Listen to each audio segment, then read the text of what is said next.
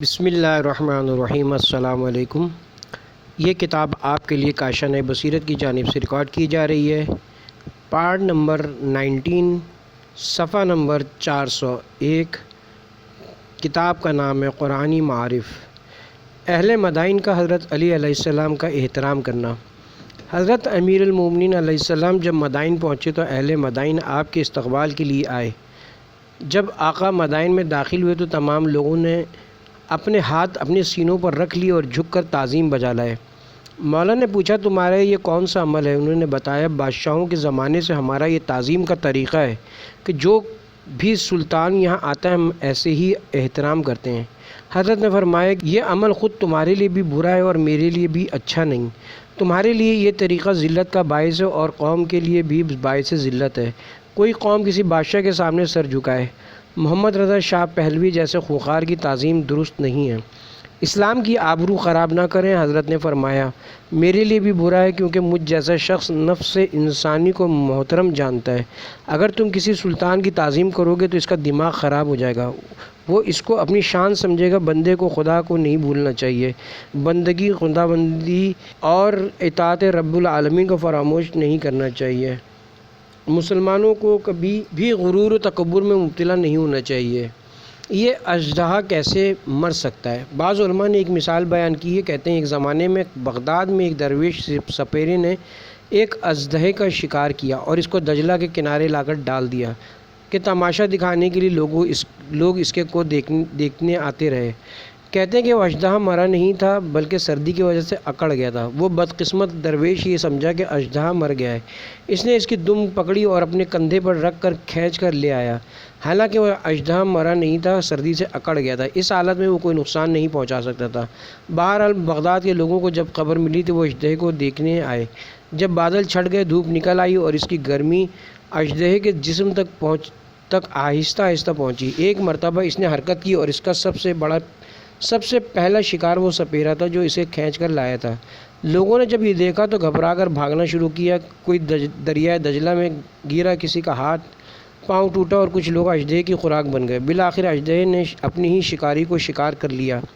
کہتے ہیں کہ انسان کا نفس بھی اژدہا ہے، یعنی نفس اژدہے کی مانند ہوتا ہے۔ وہ کہاں مردہ ہے، وہ تو حالات زمانہ سے افسردہ ہے۔ اس شخص کی طرف توجہ نہ دیں جو شخص مسجد میں آ کر خاموشی سے شریف آدمی بنا بیٹھا ہے۔ خدا نہ کرے اس کا 20-30 لاکھ کا نقصان ہو جائے یا اس کا مقام و منصب خطرے میں پڑ جائے۔ اگر دل شکستہ ہو جائے، اس وقت آپ اس کو دیکھ رہے ہیں جب اس کا نفس اس سردی سے اکڑے ہوئے اژدہے کی طرح ہے۔ اس نے اپنے آپ کو سرد کیا ہوا ہے، وہ سکڑا بیٹھا ہے۔ جب میں ممبر سے کہتا ہوں پڑھو یا اللہ، تو ایک گداگر کی طرح کہتا ہے یا اللہ۔ میں کہتا ہوں تم اپنے گناہوں کو یاد کر کے پڑھو العفو، تو سچ ہے کہ اس کے آنسو جاری ہو جاتے ہیں۔ لیکن اس وقت جب خدا نخواستہ اس کا مقام یا مال خطرے میں پڑ جائے، ویسے خوشحالی کے زمانے میں اپنے آپ سے جتنا کہیں کہ مسجد میں آ کر اپنے گناہوں کی مغفرت طلب کر لو، تو وہ کہتا ہے کہ میں نے کون سا گناہ کیے ہیں جو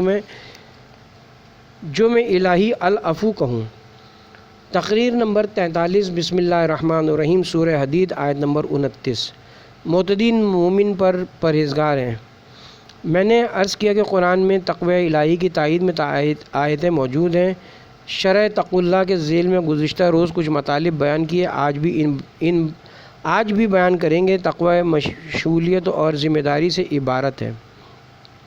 اگر کوئی یہ طے کر لے کہ صرف خدا کی اطاعت کرے تو وہ متقی بن سکتا ہے، گناہ نہ کرے، خواہ پرستی نہ کرے، خدا کے مقابلے میں وہ دھوکے میں نہ پڑے۔ انسان کا نفس اتنا پست ہے کہ کبھی کبھی وہ خدا کے مقابلے میں آ کر کھڑا ہو جاتا ہے، خاص طور پر جب وہ غصے کی حالت میں ہوتا ہے، بالکل خدا کا منکر ہو جاتا ہے۔ نفس پرست آدمی بغض و عناد رکھتا ہے، حالانکہ اگر وہ عقل سے کام لے تو دیکھے گا کہ تمام موجودات میں واضح تر ہدف خدا رب العالمین کی ہستی ہے۔ سب سے حق تر حقیقت قیامت، عذاب، دوزخ اور بہشت ہے۔ تم ہو کہ بہشت کی طرف بہشت کے لیے حرکت کر رہے ہو۔ تم نے حیوانات کی روش اختیار کر لی ہے۔ روز قیامت تم انہی حیوانات کی شکل میں محشور کیے جاؤ گے، ایسی بری شکل میں کہ بندر اور لنگور ان سے بہتر ہوں گے۔ اتنے زیادہ بد شکل ظاہر کیے جاؤ گے کہ کوئی بھی جانور اتنا بد شکل نہ ہوگا۔ پھر تم اپنی حالت کو دیکھ کر چیخیں مارو گے۔ انسان کا راستہ ذمہ داری کا راستہ ہے، بے لگام ہونا حیوانیت کی صفت ہے۔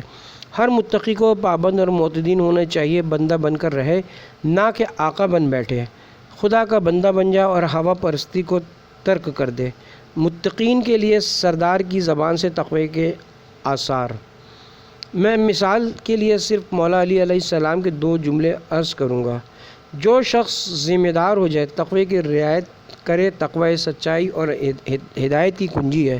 انسان کبھی گمراہ نہ ہوگا تو کوئی غلطی نہیں کرے گا، کیونکہ اس نے اپنی دینی راستہ اختیار کر لیا ہے۔ وہ ذخیرہ ماد، سعادت، خوشبختی، قبر، قیامت، اس شخص معتدین کی تمام عاقبت گلستان کی مانند ہوگی۔ رسول خدا صلی اللہ علیہ وسلم نے فرمایا، انسان کی قبر ایک وادی ہے، جہنم کی وادیوں میں سے ایک وادی ہے، جنت کے باغوں میں سے ایک باغ ہے۔ جو شخص مرتا ہے، اگر وہ انسان معتدین مرا تو اس کی قبر جنت کا باغ ہے، اور اگر بے راہ روی کی زندگی گزاری تو اس کی قبر جہنم کی کھائی ہے۔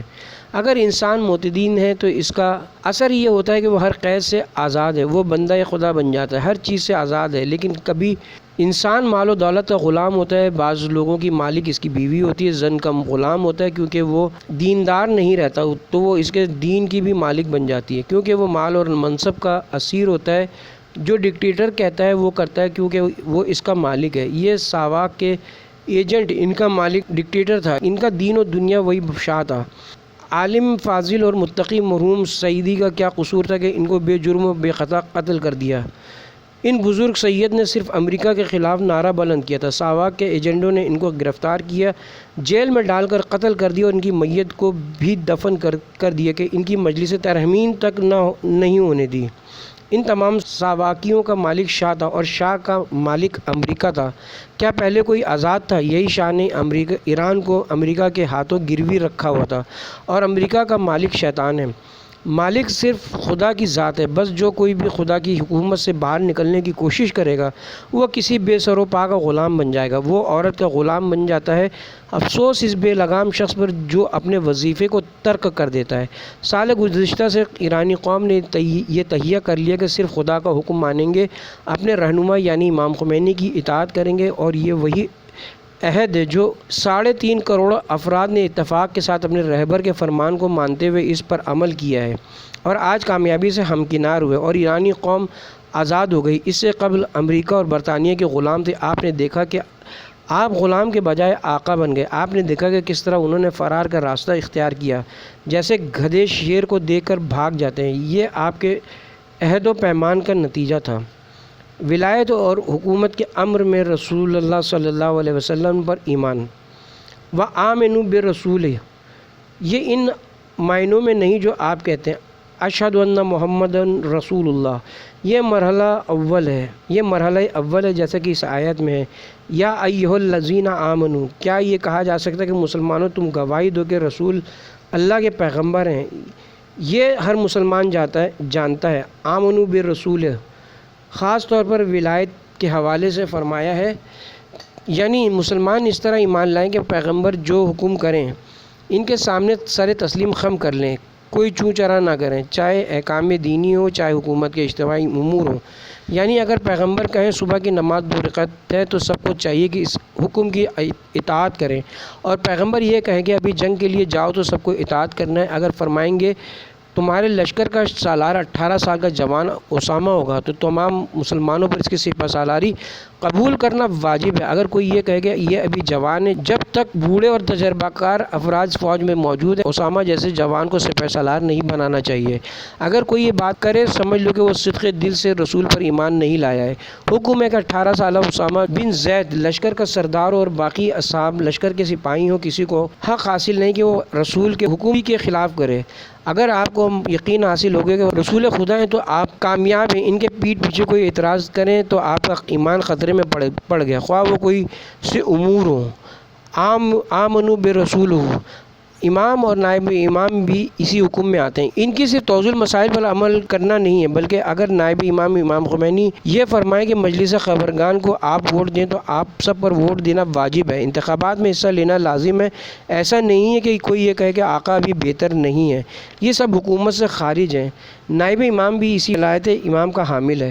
ولایت اور امام وہی ولایت رسول اللہ ہے۔ رسول کی ولایت صرف احکام دینی پر مشتمل نہیں ہے۔ حکومتی امور کے لحاظ سے بھی خاص طور پر اجتماعی امور میں بھی ان کی اطاعت واجب ہے۔ آمنوا بالرسول اطاعت کے عنوان سے دین کی جان ولایت خدا کی قسم اگر کسی کے پاس ولایت نہیں ہے، اس کے پاس دین نہیں ہے۔ ولایت یعنی نفس اور ہوائے نفس پر خدا کی حکومت۔ جو شخص اپنے نفس کے کہنے کا مطابق فعل انجام دیتا ہے وہ دیندار نہیں ہے۔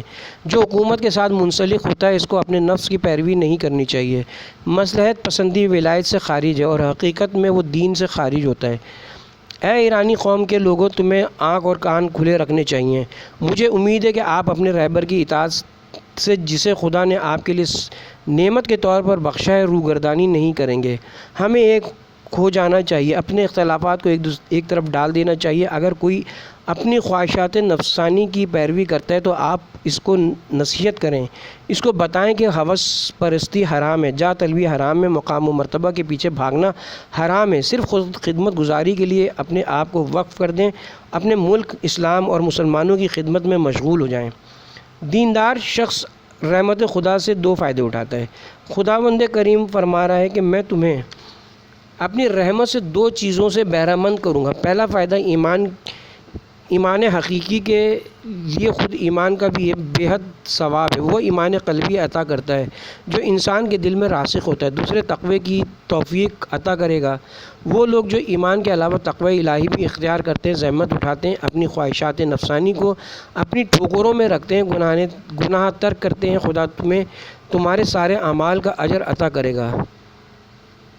کفلین یعنی دو چیزیں تمہاری تقدیر میں لکھ دے گا، اس کے بدلے جو تم اپنے حاکم رسول خدا صلی اللہ علیہ وسلم کے پیچھے ثابت قدمی سے کھڑے رہے، علی کی نصرت کی، ان کے نائب برحق کی حمایت کی، تم نے اپنا وظیفہ ترک نہیں کیا۔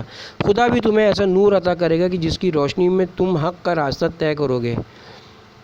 ابھی اور قیامت کے دن ایک نور تم کو عطا کرے گا کہ جب تم پل صراط پر چلو گے جہاں اندھیرا ہوگا تو تم اس نور کی روشنی میں پل صراط آسانی سے پار کر لو گے۔ نور باطل سے حق کو پہچاننے کے لیے آپ اس وقت جو راستہ طے کر رہے ہیں، روشنی کے ذریعے طے کر رہے ہیں، آپ ناسمجھ نہیں ہیں۔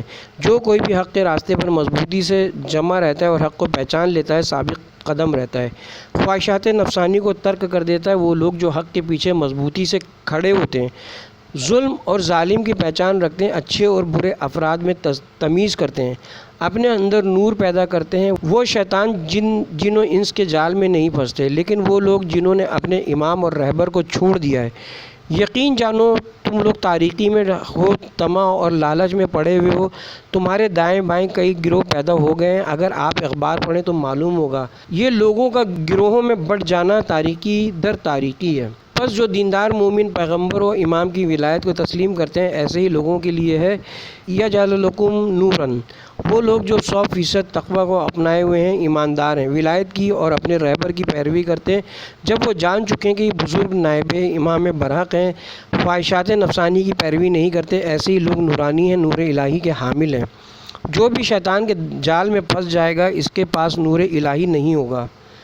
خداوند کریم کا دیندار مومن کو بخشنا اور مغفرت خداوندی بھی تمہارے لیے ہے۔ اس کے علاوہ جو تم ایمان لائے ہو، ولایت کو قبول کیا، خدا تمہاری ہمت و زحمت اور دینداری اور ولایت محمد و آل محمد کو قبول کرنے پر دنیا میں تو تمہیں نور عطا کرے گا اور آخرت میں بھی تم کو نور عطا کرے گا، تمہیں دوہری رحمت سے بہرہ مند فرمائے گا اور آخرت میں تمہارے لیے مغفرت فرمائے گا۔ خدایا ہمارا انجام ایسا نیک فرما کہ آخرت میں تو ہم سے راضی اور خوشنود ہو جائے اور ہم بھی کامیاب اور سرخرو ہو جائیں۔ خدا کی مغفرت عظیم ہے، نفس کے عیوب بہت زیادہ ہیں، انسان کے گناہ بے حساب ہیں، واللہ غفور رحیم، اور خدا بہت زیادہ بخشنے والا، مہربان اور رحیم ہے۔ اہل کتاب گمان نہ کریں کہ مسلمان فضل خدا سے دور ہیں۔ بعض مفسرین نے کہا کہ اس آیت میں لا زائدہ ہے، یعنی، اور بعض کہتے ہیں کہ لا نافیہ ہے، یعنی خداوند عالم ان مسلمانوں کو جو دیندار ہیں، ولایت کو قبول کرنے والا ہے، ان کو اپنا نور اور روشنی عطا کرتا ہے، دو رحمتیں ان کے حصے میں آتی ہیں تاکہ یہود و نصارہ یہ گمان نہ کریں کہ مسلمان فضل خداوندی سے دور ہیں۔ اے یہود و نصارہ، بدبختی اسلام سے بہت دور ہے، تم گلزار گلستان سے بہت دور ہو، تمہیں گلزار محمدی کی خبر نہیں ہے، تمہارے خیال میں مسلمان کوئی حیثیت نہیں رکھتے، ہاں تم تو بہت اسپیشل دین رکھتے ہو جو بیہودہ دین ہے۔ تورات اور انجیل کا فارسی میں ترجمہ ہو چکا ہے، اگر کوئی پڑھے گا تو وہ اپنی ہنسی کو روک نہیں سکے گا، سب کی سب مسخرہ بازی ہے، اکثر قصے اس میں جھوٹ پر مبنی پیغمبروں پر الزامات اور تہمتیں لگائی ہوئی ہیں، مقام انبیاء کو اتنا گرا دیا ہے کہ جو بیان سے باہر ہے۔ موجودہ صورتحال میں جو تورات لکھی گئی ہے، اس میں لکھنے والے پر لعنت اور حیرت کی بات یہ کہ یہ اپنے آپ کو کہتے ہیں عیسائی جنہوں نے اور بھی خرابی پیدا کی، وہ کہتے ہیں ابنا اللہ، یعنی ہم بھی خدا کے بیٹے ہیں۔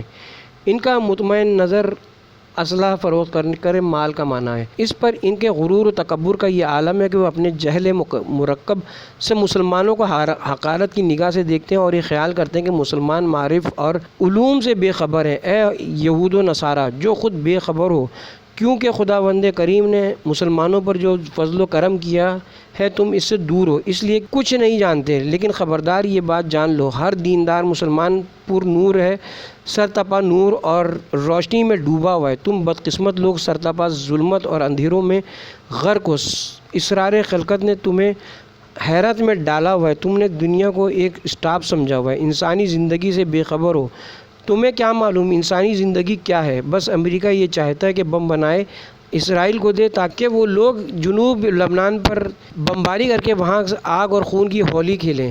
کیا یہ انسانیت ہے؟ تم لوگوں کا کام صرف اسلحہ بنانا اور لوگوں کو قتل کرنا ہے، تم لوگ تو وحشی ہو، تم نے سازش کر رکھی، خوب اسلحہ بکے تاکہ تمہیں مالی فائدہ حاصل ہو۔ رصد آدمی بجائے کہ بجز خدا نوید، کوئی ایسی جگہ نہیں ہے جہاں آدمی نے خدا کے علاوہ کسی کو دیکھا ہو، تم نے اس فانی مال اور دولت کے علاوہ بھی کوئی چیز دیکھی ہے؟ تقریر نمبر 44 بسم اللہ الرحمن الرحیم، سورہ حدید آیت نمبر 29۔ یہ اس لیے کہا جاتا ہے کہ تاکہ اہل کتاب یہ نہ سمجھیں کہ یہ مومنین خدا کے فضل و کرم پر کچھ بھی قدرت نہیں رکھتے، اور یہ تو یقینی بات ہے کہ فضل خدا ہی کے قبضے میں ہے، وہ جس کو چاہے عطا فرمائے، اور خدا تو بڑے فضل و کرم کا مالک ہے۔ یہود و نصارہ کے پاس فضل خدا میں سے کوئی چیز نہیں۔ ہماری گفتگو اس آیت شریفہ جو کہ سورہ حدید کی آخری آیت ہے کہ ذیل میں جاری ہے۔ ہم نے اختصار کے ساتھ عرض کیا کہ لا کو اکثر مفسرین نے لا زائدہ قرار دیا ہے تاکہ یہ تاکید کے لیے کیا گیا ہے۔ ہم نے مسلمانوں میں جو دیندار ہیں اور جو مطیع رسول اللہ صلی اللہ علیہ وسلم ہیں، ان کو ہم نے دو رحمتوں سے نوازا ہے تاکہ وہ نور کی روشنی میں اپنا سفر جاری رکھیں، تاکہ یہ یہود و نصارہ دیکھ لیں فضل خدا ان کے ہاتھ میں نہیں ہے، کیونکہ یہود اس بات کا عقیدہ رکھتے تھے، یقین رکھتے تھے کہ نبوت ان سے مختص ہے، ہمارے علاوہ نبوت کہیں اور جا نہیں سکتی، بلکہ یہ یہود کل بھی کہتے تھے اور آج بھی اسرائیلی یہی ثابت کرنے کی کوشش کر رہے ہیں کہ روئے زمین پر وہی سب کے آقا اور مولا ہیں، کوئی بھی انسان ان پر فوقیت نہیں رکھتا، اور نبوت جو کہ فضل خداوندی ہے یہودیوں سے مختص ہے۔ عیسائی بھی تقریباً یہی بات کرتے ہیں، وہ بھی یہی کہتے ہیں کہ روئے زمین پر عیسائیوں سے زیادہ معزز اور شریف کوئی نہیں ہے، نبوت ہمارے درمیان تھی، بلکہ نبوت سے بھی بالاتر ہستی حضرت عیسیٰ جو خدا کے بیٹے ہیں، وہ ہم سے ہیں، عیسیٰ کی امت، ابن اللہ، احب اللہ اور اولیاء اللہ ہیں۔ فضل خدا عیسائیت سے مختص ہے۔ یہ آیت یہ بتا رہی ہے کہ نہ یہودی نہ عیسائی، اے اہل کتاب یہ بات اچھی طرح جان لو کہ فضل خدا اور نبوت تمہارے ہاتھ میں نہیں ہے۔ وہ نور جس کی روشنی میں انسان اپنا سفر طے کرے، یعنی عقل و شعور کے منازل طے کرے، روشن فکر بن جائے، دانا بن جائے، حیرت سے باہر آ جائے اور خلقت کے راز کو سمجھ لے، زندگی کے ہدف و مقصد کو جان لے، وہ کہاں سے آیا ہے اور اسے کہاں جانا ہے، وہ یہ دیکھ لے کہ وہ اس وقت سعادت کے راستے پر گامزن ہے یا شقاوت کے راستے پر چل رہا ہے، اور یہ نور خدا کے فضل میں سے ایک ہے۔ اے یہودیوں، نہ یہ تمہارے ہاتھ میں ہے اور نہ ہی عیسائیوں کے ہاتھ میں ہے، ان بیچاروں کے ہاتھ میں تو ان کی اصلی آسمانی کتابیں بھی نہیں ہیں، اور یہ بات ثابت ہو چکی ہے کہ موجودہ تورات اور انجیل اپنی اصلی حالت میں باقی نہیں ہے۔ وہ اصلی تورات جو حضرت موسیٰ پر نازل ہوئی تھی، بخت النصر بعد میں جس نے بیت المقدس کو خراب کیا تھا، اس کو آگ لگا دی تھی، جتنی بھی تورات موجود تھیں سب کی سب جل کر راکھ کا ڈھیر بن گئی تھی۔ 150 سال عبد عزیز نے جو کچھ ان کے حافظ حافظ میں بچا کچا تھا، اس کو تحریر کیا اور اس کو تورات کا نام دیا، اور اس کے بعد مزید تحریف ہوئی اور اس میں کئی واقعات کا اضافہ کیا گیا۔ کاش یہ واقعات صحیح ہوتے، لیکن ایسے واقعات لکھے گئے جو عقل سے بہت دور پیغمبروں پر افطرا پر مبنی تھے۔ اسی طرح انجیل کا بھی یہی حال ہے۔ جناب عیسیٰ کے بعد وہ عیسائیوں کے درمیان سے فاقد ہو گئی، اور عیسائیوں کے بقول حضرت عیسیٰ کے سولی پر چڑھنے کے 59 سال بعد متی نے انجیل کو تحریر کیا۔ جو کچھ اس کے حافظے میں تھا وہ اس نے لکھ دیا، اور وہ کتاب متی کی انجیل کے نام سے مشہور ہو گئی۔ اور اس کے 100 سال بعد مرقس پیدا ہو گیا، اس نے بھی انجیل لکھی، اور اس کے کچھ عرصے بعد یوحنا ظاہر ہو گیا، اس نے بھی ایک انجیل لکھ ڈالی۔ خلاصہ یہ کہ 20 کے قریب انجیلیں لکھی گئیں، اور ابھی کچھ عرصہ پہلے پوپ نے اپنے حواریوں کو جمع کر کے ان میں سے جانچ پڑتال کر کے غیر مناسب اناجیل کو ختم کروا دیا۔ مثال کے طور پر انجیل برنہا، کیونکہ اس شخص نے انجیل میں کچھ حق باتیں لکھ دی تھیں جو دین اسلام سے مطابقت رکھتی تھی، اس کو ممنوع قرار دے دیا، اور باقی انجیلوں کو اس نے ایک مکمل کتاب کی شکل میں عہد جدید کے نام سے تورات کی طرح جس کو عہد عتیق کا نام دیا گیا تھا چھاپ کر پیش کر دی۔ خلاصہ یہ کہ یہ جو کتاب اس وقت ان کے پاس ہیں یہ آسمانی نہیں ہے۔ اس کے بیان کرنے والے لکھنے والے وہ افراد ہیں جنہوں نے پیغمبر کے بعد خود ایجاد کیا اور قصہ کہانیاں گڑھیں۔ انہوں نے اپنی حفظ کی ہوئی باتیں زیادہ لکھی اور وحی الہی کو ترک کر دیا۔ مسلمان جو وحی الہی ہے مسلمانوں کے لیے باعث فخر ہے۔ مسلمانوں نے اپنے شوق سے چھلکے جمع نہیں کیے، بلکہ مسلمان وہ ہیں جن کے پاس اصلی وحی الہی قرآن کی صورت میں موجود ہے، کہ جس میں ایک حرف نہ زیادہ ہے اور نہ کم ہے، اور یہ وہی قرآن مجید ہے جو خاتم الانبیاء پر نازل ہوا۔ مسلمانوں کے تمام فرقے اور ہر فرقے میں سینکڑوں گروہ سب اس بات پر متفق ہے کہ یہ وہی قرآن ہے جو صدر اسلام میں تھا۔ یہ وہی قرآن ہے کہ جس میں ایک واو کا بھی اضافہ نہیں ہوا۔ یہ فضل خدا جو نبوت کی شکل میں ہے، فضل خدا جو نور ایمان کی شکل میں ہے، وہ مسلمانوں کے ہاتھ میں ہے، نہ کہ تم بیچاروں کے ہاتھ میں ہے۔ اہل کتاب جان لیں وہ فضل خدا میں سے کسی شے پر بھی قادر نہیں۔ جو کچھ قدرت ہے وہ اللہ کے ہاتھ میں، وہ جس کو چاہتا ہے اپنے فضل سے عطا کرتا ہے۔ واللہ ذو الفضل العظیم، اللہ تعالیٰ بخشش اور فضل عظیم کا مالک ہے۔ اس مطلب کو اکثر مفسرین سے ذکر کیا ہے۔ حرف زائد بلاغت قرآن کے خلاف ہے، لیکن بعض محققین خاص طور پر صاحب کتاب فاضل اور بزرگوار ملا نراقی اعلی اللہ مقامہ جیسے عظیم مجتہد نے اپنے مقدمہ تفسیر میں کیا خوب بیان کیا ہے۔ وہ فرماتے ہیں قرآن میں ایک حرف بھی زائد نہیں ہے۔ جو مفسرین یہ کہتے ہیں ماولا زیادہ یا برائے تاکید نفی آیا ہے، ان کو غلط فہمی ہے۔ کئی مقام پر کہتے ہیں میں یہ لا زائدہ ہے، وہ فرماتے ہیں زائدہ کہنا قرآن سے میل نہیں کھاتا، کیونکہ حرف زائدہ فصاحت و بلاغت قرآن کے خلاف ہے۔ قرآن میں ایک حرف بھی زیادہ نہیں ہے۔ جو یہ کہتا ہے کہ لا زائدہ ہے وہ ذرا اس کے معنی کو تو سمجھے، بغیر سمجھے کیسے کہہ سکتے ہیں کہ زائدہ ہے؟ ذرا غور تو کریں، تب آپ لا کے معنی سمجھیں گے۔ خلاصہ یہ ہے کہ اکثر مفسرین کہتے ہیں کہ لا زائدہ ہے، وہ شرح فرماتے ہیں لا اپنے صحیح معنوں میں آیا، اور ان میں سے یہ بھی ایک آیت ہے جس کے بارے میں آپ فرماتے ہیں کہ لا نافیہ ہے، اور صاحب المیزان نے بھی یہی فرمایا ہے۔ یہ عالم اعتقاد اور زوم کے معنی میں ہے، تاکہ وہ گمان نہ کریں، خیال نہ کریں۔ اہل کتاب جو یہ کہتے ہیں کہ مسلمان فضل خدا سے بہرہ مند نہیں ہو سکتے، اگر اس لحاظ سے لا نافیہ ہوتا تو لا یقدرون کی ضمیر پلٹے گی مومنین کی طرف، یعنی ہم نے مسلمانوں کو اپنے فضل سے نوازا ہے، ان کو نور عطا کیا، معرفت عطا کی، تاکہ یہود و نصارہ یہ گمان نہ کریں کہ ان کے پاس کچھ نہیں ہے، یہ خیال نہ کریں کہ مسلمانوں کے پاس نبوت نہیں ہے، بلکہ اس کے برعکس ہے نہ یہ کہ جو تم سمجھ رہے ہو جو فضل ہے وہ خدا کے پاس ہے، خدا جسے چاہتا ہے دیتا ہے۔ تم یہ کہتے ہو کہ ہم اولیاء اللہ ہیں، ابناء اللہ ہیں، یہ تمہاری خام خیالی ہے، یہ تمہارا اپنا خیال ہے جو تم نے خود بنایا ہے۔ کمالات معنوی، ایک آیت میں ان معنوں کو خوب اچھی طرح ذکر کیا گیا ہے۔ اے یہودیو تم چاہے جتنا کہو کہ ہم اولیاء اللہ ہیں، اور اے عیسائیو تم جتنا کہو کہ ہم ابناء اللہ و اباء اللہ ہیں، اے مسلمانوں تم جتنا کہو کہ ہم علی کے شیعہ ہیں، ہم امام حسین کے غلام ہیں، تم سب بے پر کی بات کرتے ہو۔ نہ تم مسلمان صحیح کہتے ہو، نہ یہ عیسائی اور نہ یہودی، ان کی یہ باتیں منطق سے خالی ہیں، بغیر دلیل کے ہیں۔ تم خواب دیکھ رہے ہو کہ ہم شیعہ ہیں، اپنے دل کو خوش کر رہے ہو، اور وہ عیسائی اپنے دل کو خوش کر رہے ہیں کہ وہ عیسیٰ کے پیروکار ہیں۔ یہودی یہ کہہ کر خوش ہو جاتے ہیں کہ ہم یہ موسیٰ کے تابع ہیں۔ یہ سب لوگ بیکار کی باتیں کرتے ہیں۔ اصل مطلب یہ کہ تم میں سے جس نے بھی گناہ کیا وہ اس کی سزا کا مستحق ہے۔ اگر کسی نے چوری کی ہے، چاہے وہ مسلمان کیوں نہ ہو، خواہ یہودی خواہ عیسائی ہو، عذاب خدا اس کے پیچھے موجود ہے۔ آپ یہ نہیں کہہ سکتے کہ ہم شیعان علی ہیں، لیکن اگر گناہ کیا ہے اس کی سزا اپنی جگہ ہے۔ اس کے آثار واضح موجود ہیں۔ کیا ایسا ہو سکتا ہے کہ کسی یتیم کا مال کھاؤ اور آگ میں نہ ڈالے جاؤ، شراب پیو اور پھر کہو کہ میں علی کا شیعہ ہوں؟ چاہے جتنا بھی دعویٰ کرو کہ میں شیعہ ہوں، جو کوئی برا کام کرے گا اس کی سزا پائے گا، چاہے کوئی بھی ہو، مسلمان ہو، یہودی ہو یا عیسائی، شیعہ ہو، کوئی فرق نہیں ہے۔ عدل الہی اور قانون الہی میں کوئی فاصلہ نہیں ہے، قانون الہی میں کوئی امتیاز نہیں ہے۔ روایت میں کہ ایک چور کو چوری ثابت ہونے کے بعد حد جاری ہوئی۔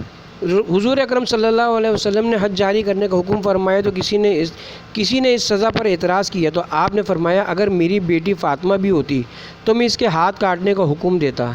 یعنی قانون الہی کے سامنے چاہے وہ اولاد پیغمبری کیوں نہ ہو وہ بھی قابل معافی نہیں۔ علی کا شیعہ لاکھ حسین کہے، اپنے آپ کو سید کہے، وہاں یہ سب باتیں نہیں چلیں گی۔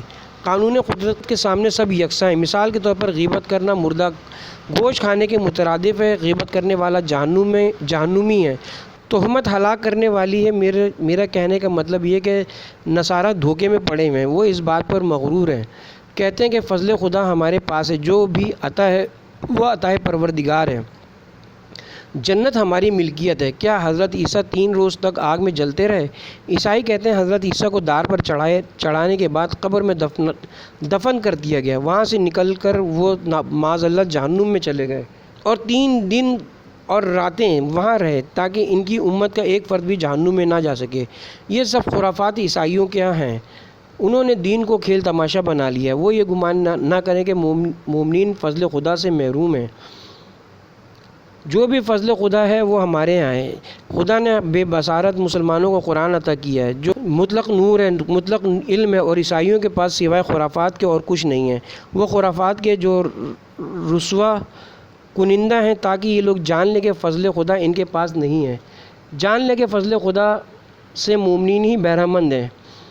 فضل خدا جو کہ آثار نبوت، معرفت الہیہ اور کمالات انسانیت سب پر نور ہے، ایسا نور جو خدا نے ہر مخلص دیندار مومن کو عطا کیے ہیں۔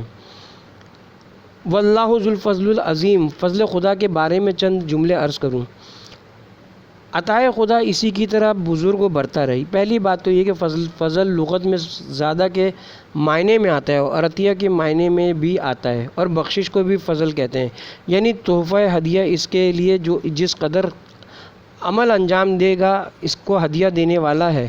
ایک ہدیہ غریب آدمی کا ہوتا ہے، ایک امیر آدمی کا، ایک ہدیہ بخیل کا ہوتا ہے، ایک ہدیہ دینے والے حاتم تائی زمانہ ہے، ہدیہ میں فرق ہے۔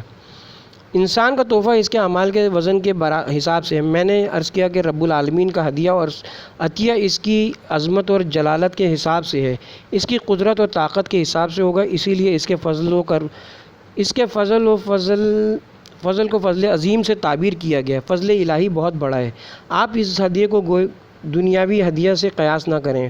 وہ عطا جو دنیا والے کرتے ہیں بادشاہ دیتے ہیں، ان کی عطا کی کوئی حیثیت نہیں۔ خدا کی عطا ہمیشہ باقی رہنے والی ہے، اور دنیا میں جو کوئی سخی و کریم شخص ہدیہ دیتا ہے وہ فانی ہے، اگر کوئی محل ہی کیوں نہ دے دیں۔ بالآخر تمہیں اس محل میں ہمیشہ تو نہیں رہنا ہے، بلکہ تمہیں تو قبر میں لے جایا جائے گا، جہاں تم حسرت اور یاس کے عالم میں ہوگے۔ جس کا محل جتنا شاندار ہے اس کی موت اتنی ہی تکلیف دہ ہے۔ اس وقت تمہارا کیا عالم ہوگا جب تمہارے محل سے تمہیں بے دخل کر دیا جائے گا۔ عطائے خداوندی مخلوق کے عطا سے یکسر مختلف ہے۔ عطائے خداوندی بزرگ و برتر ہے، جس کو دے دی جاتی ہے، اس سے واپس نہیں لی جاتی۔ یہ اور بات ہے کہ وہ اس کا اہل نہ ہو، اس کو سنبھال نہ سکے، منصب دے دیا جاتا ہے، اس سے لیا نہیں جاتا۔ وہ خود اس ہدیے کو اپنے گناہوں سے خراب کر دے اور بات ہے۔ عطیہ خداوندی ہمیشہ باقی رہنے والی شے ہے۔ واللہ ذو الفضل العظیم، اس آیت شریفہ میں جس فضل عظیم کو خدا نے بیان فرمایا وہ کس کے لیے ہے؟ وہ اس مومن کے لیے جو خدا اور رسول کا وفادار ہے، جس نے خدا اور رسول کے سامنے سر تسلیم خم کر دیا ہے۔ اگر کوئی مسلمان ہو گیا، خدا اور رسول پر ایمان لے آیا، تو فضل خداوندی اسی کے لیے، نور خدا اس کے ساتھ ہے، وہ نور کے ساتھ دنیا میں حرکت کرتا ہے، وہ جہالت اور حماقت کی تاریکی سے دور ہوتا ہے، وہ عقل کی روشنی میں زندگی گزارتا ہے، وہ ولایت اور ہدایت کی روشنی میں اپنی زندگی کو استوار کرتا ہے اور اچھی طرح جانتا ہے کہ اسے کس طرح زندگی گزارنا چاہیے۔ اس کے ساتھ ہی کتاب قرآن معارف یہاں پہ اختتام کو پہنچی۔ انشاءاللہ حاضر خدمت ہوں گا بہت جلد کسی دوسری کتاب کے ساتھ۔ بہت شکریہ، اللہ حافظ۔